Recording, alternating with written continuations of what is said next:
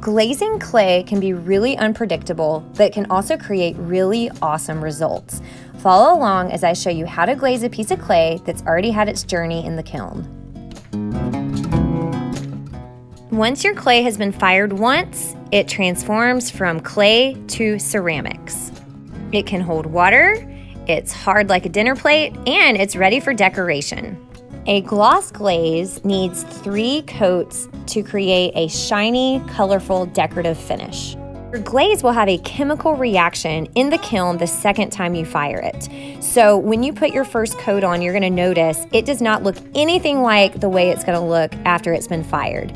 It's gonna have like a dull appearance to it. It's not gonna be shiny. And students always comment on the smell. They say it has a weird kind of fish-like smell. And I do agree, glazes have a very distinct smell to them.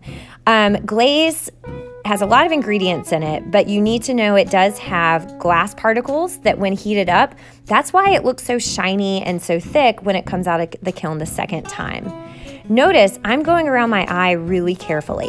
I have to get in all my cracks and crevices, but I'm using a yellow glaze and I don't want my eyeball to be yellow, I want it to be white. So even though my brush is big, I'm carefully going around it because I don't want yellow in my eye.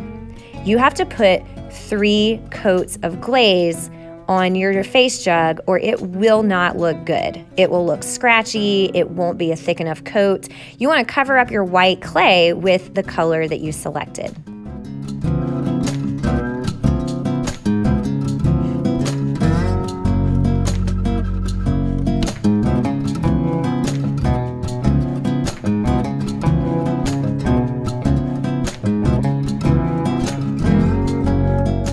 You want to glaze inside your face jug to the point where you can see the glaze.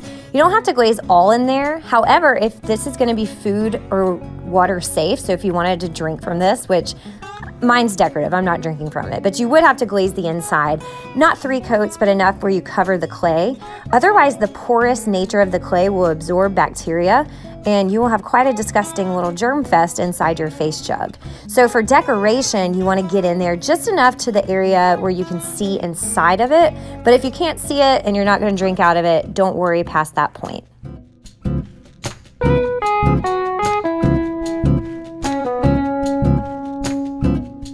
I recommend doing the handle last so you have something to hold on to.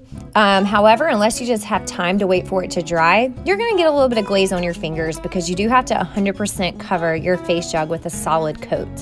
For me, this is round 1. Let's speed things up. This is coat number 2 and coat number 3. Once you are 100% certain, 100%. So that means that if you're not sure, you're like, well, I think I put a second or third coat on it, go back and put 1 more. Most of the time, the issue I see is students don't put enough glaze on it. It is very rare that a student puts too much. Then you can start adding your accent colors. I am putting 3 layers of white glaze on my eyes. Although the white of the clay would stay white, it's not going to be shiny unless I put the gloss glaze on it. Once that dries a little bit, I'm going to take black and dot some black in my pupil. You can see my white isn't dry, so really what's about to happen is my eyes gray instead of black. So be patient, let it dry, and be super careful. If it spreads or if it's bigger than you want it, it's going to be permanent. So you could always take a brush and wipe it away or a paper towel. And you do want to put layers, 3 or more for that because it will be gray if you don't. Final accent color is red because I included a tongue that's sticking out and I want that to stand out. So I'm using the color Scarlet, and right now it looks really pink, but when it's fired in the kiln, it's gonna have more of a red color and obviously it'll be shiny. And you do need to put 3 coats. The thing with the small areas is you do need to kind of let them dry a little. If it doesn't dry, you're just gonna be moving the glaze around instead of actually adding another coat, which I kind of find out the hard way. What I'm doing now is an experiment. Now I'll go ahead and tell you, spoiler alert, I don't like how it turns out in the end. It is advertised on these glazes that you can mix them. So I said, okay, I have this yellow mouth. What if I put 1 layer of red on top of it so my mouth is a little bit different from my face? Less is more. Although the brand says that you can mix it, I don't really have a lot of time to experiment and get the perfect mix before it's permanent on my face jug.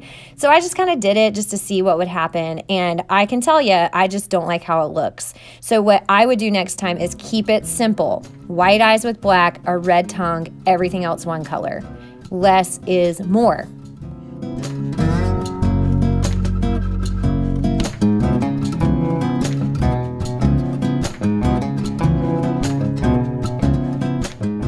I do one more layer of black in my eye just to make sure, and then I do another little experiment. I want my eyebrows to stand out too, so I put just a little bit of black on top of my yellow. So the brand says it can mix, so I know it's not going to be jet black unless I left it without the yellow glaze first and then did 3 coats of black by itself.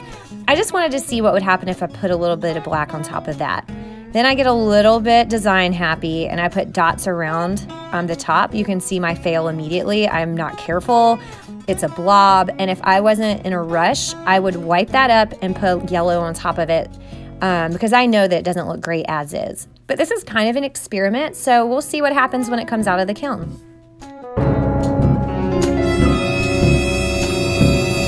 Okay, here's the finished product. My face jug spent another 7 hot hours in the kiln, and I love the yellow. I think I put just the right amount of coats on it. I like the black and white in the eye. That's a little bit messy. I think it could have been cool if I would have taken my time. Like when I look inside the face jug on the yellow one, I can't see the white clay. However, I really hate the mouth. Look at the difference between the green one and the yellow. The green just looks more unified. But I like the bottom of this one more because I actually went back and glazed it.